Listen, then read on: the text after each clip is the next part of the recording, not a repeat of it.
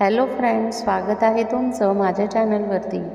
Friends, तुम्हाला जर video आवडला तर व्हिडिओला लाईक करा, चॅनलला सबस्क्राईब करा आणि बेल आयकॉन दाबायला विसरू नका. बलात्कार. गाव वडगाव शांत डोंगराच्या कुशीत बसलेलं. वडगाव हे गाव जरी लहान असलं तरी ते पूजाच्या स्वप्नांच्या तुलनेत मोठं नव्हतं. कुठलीही घडामोडीतल्या वाऱ्या इतकीच वेगाने सगळीकडे पोहोचायची. पण जिथं स्त्रीचं दुःख ही कुजबूज बनतं तिथं ती न्यायासाठी किती एकटी पडत असेल. पूजा जगताप, वय अवघं 17 वर्ष, बारीला शिकणारी, गरीब घरातली पण बुद्धीने श्रीमंत, डोळ्यात मोठी स्वप्न घेऊन जगणारी. तिचे डोळे शिकवायचे होते पण शब्दांनी. शिक्षक बनून गरीब मुलांना जगायचं दार दाखवायचं होतं. तिची आई सुशीलाबाई सकाळी भाकऱ्या थापत थापत मुलीला शिकवण्यासाठी पोटाला चिमटा घेत असे. वडील बाबाजी जगताप. तिच्या बाबांची ओठं वाळवंटासारखी होती आणि आईच्या जळालेल्या हातांची काळसर कातडी तिच्या घडवलेल्या आयुष्याची साक्ष होती. वडील शेतकरी, नेहमी म्हणायचे, माझी पूजा शिकून मोठी झाली पाहिजे, नाहीतर माझ्या हाडाचं पाणी वाया जाईल. पूजा अभ्यासात हुशार होती. शाळेच्या निबंध स्पर्धात, भाषण, गणिताच्या प्रश्नांमध्ये तिचं नाव पहिले यायचं. तिची शिक्षक बनण्याची इच्छा होती, पण त्या इच्छेला सावली लागत चालली होती. विक्रांत, सरपंच, गावचा राजा. विक्रांत पिढीजात श्रीमंती, अंगात गुंडगिरी आणि मनात स्त्रियांकडे मालमत्तेसारखा दृष्टिकोन. तो पूजाचा पाठलाग करायचा, शाळेजवळ थांबायचा, वाटेत वाट पाहायचा. कधी कधी सायली पूजाची मैत्रीण समोर असतानाही अश्लील कॉमेंट्स करायचा. पूजा घाबरायची, पण आईला तिने काही सांगितलं नाही. आपण गरीब, कोण ऐकणार नाही, हेच सतत मनात असायचं. त्या दिवशी शाळा सुटली. आभाळात वादळांची नांदी होती, पण पूजाला वाटलं ही नेहमीचीच ढगफुटी आहे. ती सायकल घेऊन गावातल्या छोट्या गल्लीतून निघाली. तेव्हाच एका रस्त्याच्या वळणावर विक्रांतने तिला अडवलं. गाडीवर होते आणि त्याचे 2 मित्रही, सागर आणि महेश. पूजाने सायकल फिरवण्याचा प्रयत्न केला, पण त्यांनी तिचं तोंड दाबून गाडीवर खेचून तिला शेतात नेलं. तिच्या शरीरावर, आत्म्यावर बलात्कार केला. ती बेशुद्ध झाली. त्या दिवशी विक्रांतने शेवटची सीमा पार केली. त्या रात्रीचं वर्णन कुठल्याही शब्दात नाही करता येणार.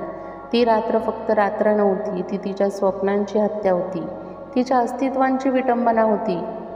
दुसऱ्या दिवशी सकाळी राघोबा म्हातारा शेण गोळा करत होता, तेव्हा त्याला गवताच्या ढिगाऱ्यात एक रक्तबंबाळ फाटलेल्या कपड्यातली मुलगी सापडली. तो कापत घरी आला आणि गावात एकच खळबळ उडाली. पण मदतीपेक्षा अधिक प्रश्न उद्भवले गेले. कोण होती, काय करत होती शेतात?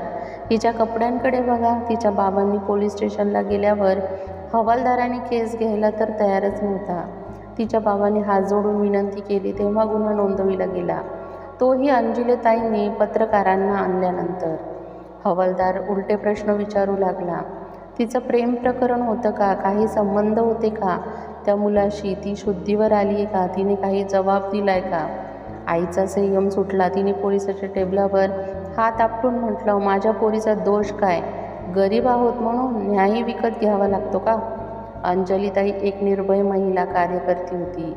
त्यांनी पूजाची केस उचलली, पत्रकार बोलवले, बातमी वाऱ्यासारखी पसरली. जस्टिस फॉर पूजा ट्रेंड होऊ लागला. राजकीय दबाव असूनही त्यांनी केस कोर्टात नेली. मीडिया, महिला संघटना आणि काही शिक्षकांनी पूजाच्या पाठीशी उभं राहत सांगितलं, ही केवळ पूजाची लढाई नाही, ही आपल्या सर्वांची लढाई आहे. पण कोर्टात वेगळीच लढाई होती. कोर्टात विक्रांतचे वकील म्हणाले, ती स्वतःहून गाडीवर बसली होती, तिनेच प्रेमाचं नाटक केलं, तिचं चरित्र संशयास्पद आहे, कुठल्याही गोष्टीचं स्पष्ट फुटेज नाही. पण डॉक्टरांनी बलात्कार सिद्ध केला. DNA रिपोर्ट मिळाला. पूजाची सखी सायली साक्षीदार म्हणून उभी राहिली. पूजा एकही क्षण डगमगली नाही. तिच्या आईच्या डोळ्यातले धैर्य, भावाच्या निरागस नजरेतली भीती तिला उभं ठेवत होती. पूजाला वकिलांनी कोर्टात विचारलं, त्या दिवशी तू विरोध का नाही केलास? पूजाचं उत्तर होतं, मी ओरडले, पण माझ्या आवाजाला समाजाने कान दिलेच नाहीत. कोर्टात डॉक्टरांचा रिपोर्ट, तिच्या फाटलेल्या कपड्यांवरचं DNA आणि मैत्रिणींच्या साक्षीपत्र सादर झालं. 1 वर्षाच्या लढाईनंतर कोर्टाने विक्रांतला दोषी ठरवून 20 वर्षांची सक्त मजुरी सुनावली. सागर आणि महेशलाही शिक्षा झाली. त्या दिवशी पूजा आईच्या मांडीवर डोकं ठेवून रडली. पण ते अश्रू दुःखाचे नव्हते, त्या संघर्षाच्या यशाचे होते. आज पूजा पुण्यात एका सरकारी शाळेत शिक्षिका आहे आणि एका NGO सोबत काम देखील करते, बलात्कार पीडित महिलांसाठी. तिच्या मनात एकच गोष्ट आहे, मी गप्प राहिले असते तर अजून कोणी बळी गेलं असतं. ती दर शनिवारी शाळेत मुलींना एकच गोष्ट शिकवते, तुम्ही चुकीचं काही केलं नसल तर गप्प बसू नका. तुमचा आवाज म्हणजेच तुमचं अस्तित्व आहे. आई बाबा तुमच्यासाठी जेव्हा जागे होतात तेव्हा आवाज उठवा, कारण गप्प राहणं म्हणजे अन्यायाला निमंत्रण देणं आहे. ही कथा पूजाची असली तरी पण ही सत्यकथा आपल्या समाजाचीही आहे. बलात्कार झाल्यावर पीडिता केवळ शारीरिक नाही तर मानसिक, सामाजिक आणि न्यायव्यवस्थेच्या गोंधळातही 1000 वेळा झिजते. आपण समाज म्हणून तिच्या बाजूने उभं राहिलं तरच एखादी पूजा न्यायाच्या प्रकाशात उभी राहू शकते. जिथे आजही बळीला दोष दिला जातो, पूजाने लढा दिला म्हणून विक्रांतसारख्या विकृतीचा चेहरा तुरुंगात गेला. आपण प्रत्येकाने अशा पूजांच्या पाठीशी उभं राहिलं पाहिजे, कारण तिचा न्याय ही केवळ एक केस नव्हती, ती होती न्यायसंस्थेवर माणुसकीवर ठेवलेली श्रद्धा. ही कथा केवळ पूजाची नाही, समाजात अनेक पूजा आहेत ज्यांचं आयुष्य एका क्षणात बदलून जातं. आपण त्यांच्यासोबत उभा राहिला पाहिजे. बलात्कार हा केवळ गुन्हा नाही, तो माणुसकीवर झालेला कलंक आहे. फ्रेंड्स, ही कथा तुम्हाला कशी वाटली हे कॉमेंटमध्ये नक्की सांगा. व्हिडिओ बघितल्याबद्दल धन्यवाद.